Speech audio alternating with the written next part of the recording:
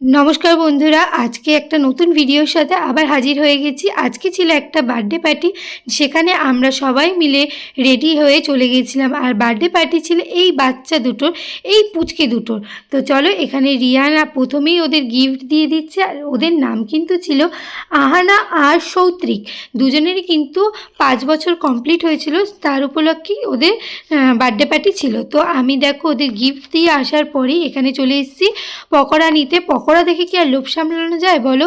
তো এসেই পকোড়া কিন্তু দিয়ে দিয়েছি আমি মুখে।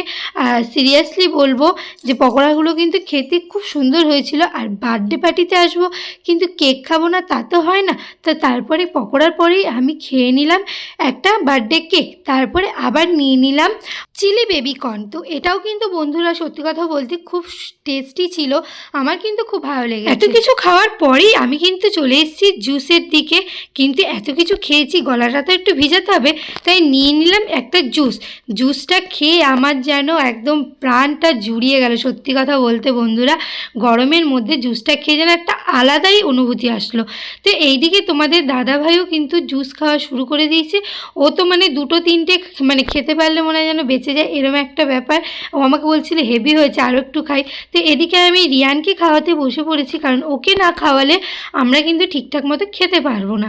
তো তার জন্যই ওকে আমি খাওয়াতে বসে করেছি। আর ওকে খাওয়াতে কিন্তু অনেকটাই টাইম লেগেছিল, ওর জন্য আমি সবই অল্প অল্প করে নিয়ে বসেছি। আর দেখো রিয়ানও কিন্তু খুব ভালোভাবে খেয়েছে। আর পকোড়ার কথা তো বলবোই না, মানে ও গিয়েই প্রথমে ওটা খাওয়া শুরু করে দিয়েছে।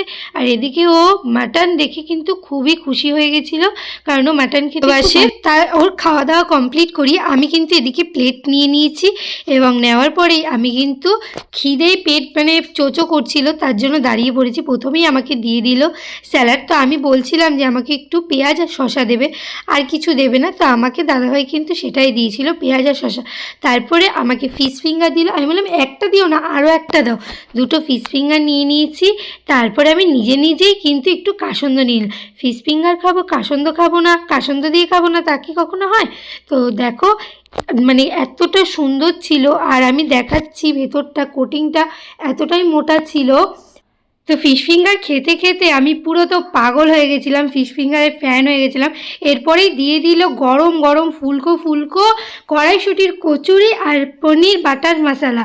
তো দুটোই কিন্তু খেতে খুব ভালো ছিল। আর তার মধ্যে জেঠি এসে জিজ্ঞেস করছিল যে খাওয়া দাওয়া করেছি কি না, ঠিকঠাক আছে কি না, ছেলেকে খাওয়াইয়েছি কি না। তো সেটাও বলে দিলাম যে ঠিকঠাক আছে। তারপরে নিয়ে নিয়েছি গরম গরম কচুরি, আর হচ্ছে চলে এসছে দেখো পনির বাটার মশলা।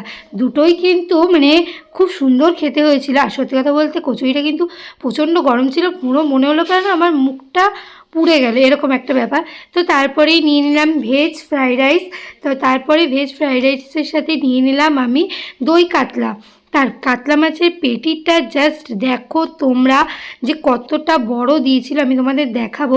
তার মধ্যেই আমি যেহেতু মাটন ফেভারিট আমার, তো মাটন দিচ্ছিল। আমি প্রায় 1 কেজির মতন মাটন নিয়ে খেয়েছি কিন্তু সেদিনকে। সত্যি কথা বলতে বন্ধুরা, বাড়িতে তো খাই, বাট নেমন্তন্ন বাড়ি গিয়ে মাটন খাওয়ার মজাই আলাদা।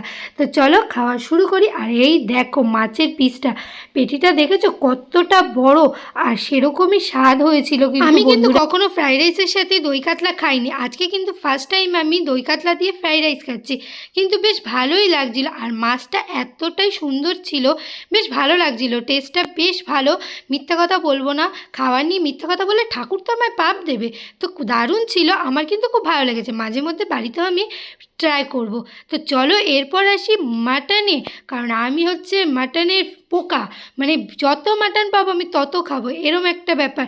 তো দেখো আমাকে কতগুলো পিস দিয়েছে, আর পুরো চর্বির পিস পেয়েছি আমি, তার জন্য কিন্তু আমি খুব খুশি হয়ে গেছিলাম। তো চলো মাটন খাওয়া যাক, মন পুষিয়ে মাটনটা খাওয়া যাক। মাটন খাওয়ার সময় যদি কেউ কথা বলে ভালো কি লাগে বলো বন্ধুরা?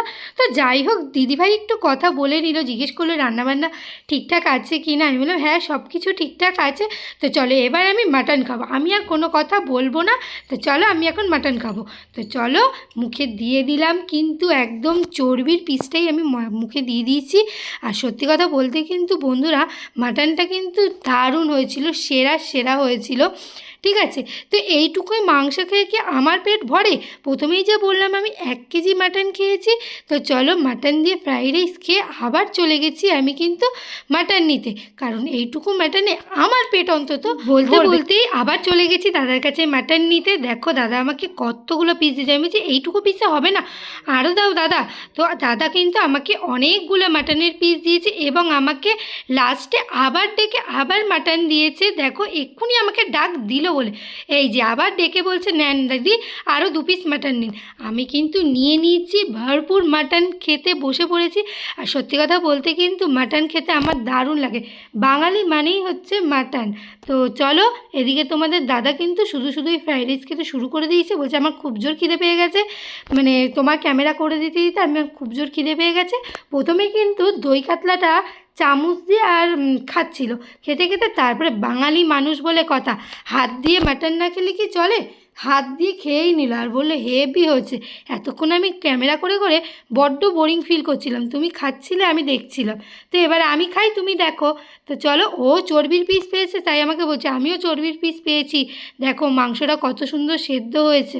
আমি যে হ্যাঁ সেটা তো হয়েছে, আর মাংসটা খেতেও কিন্তু দুর্দান্ত হয়েছে। আমি তখন বললাম আর কিছু বলতে হবে না, খাও খাও তুমি এবার মন ভরে খাও। আর আমি চলে গেছি ততক্ষণে চাটনি আর পাঁপড় নিতে। আমি কিন্তু খুব সচরাচর পাঁপড়টা শুধুই খাই, চাটনি কিন্তু অতটা খাই না, কিন্তু চাটনিটা দেখে আমার বেশ ভালোই লাগলো তাই কিন্তু আমি চাটনিও নিয়ে নিয়েছি, আর সাথে নিয়ে নিয়েছি একটা গোলাপজাম, আরও তার সাথে নিয়ে নিয়েছি একটা সন্দেশ। তো চলো এবার এটাকে খেয়ে নিই। তো আমি পাঁপড় শুধু খাই, চাটনি শুধু খাই, আজকে আমি ফার্স্ট টাইম চাটনি দিয়ে পাঁপড় দিয়ে খাবো। আর সত্যি কথা বলতে বন্ধুরা চাটনি দিয়ে পাঁপড় দিয়ে খেতে কিন্তু বেশ ভালোই লাগে। চাটনিটার মধ্যে আমসত্ত্ব, কিশমিশ, কাজু, খেজুর সব কিছু ছিল, আর চাটনিটা কিন্তু খেতে খুব সুন্দর হয়েছিল। আর আমি চাটনি খেতে খেতে ভাবছিলাম যে কখন আমি গোলাপজামটাকে খাবো, কারণ আমি গোলাপজাম খেতেও খুব ভালোবাসি, তাই বেশি দেরি না করে একবারে গোলাপজামটা মুখের মধ্যে পুরে দিলাম। আর মুখে পড়ে আর তো কোনো কথা বলতে পারছি না। সন্দেশটা আমি লাস্ট পর্যন্ত খাইনি, দাদাভাইকে দিয়ে দিয়েছিলাম তোমাদের, তারপরে চলে এসেছি আমি আইসক্রিম নিতে, আর সাথে নিয়ে নিয়েছিলাম একটু জল। তো আর পান ছিল, আমি যেহেতু পান খাই না তাই পানটা আমি নিইনি। তো চলো তোমাদের আজকের ব্লগটা কেমন লাগলো অবশ্যই জানিও, তো ভালো লাগলে লাইক কমেন্ট শেয়ার করে দিও। চলো চলো আজকের মতন টাটা বাই।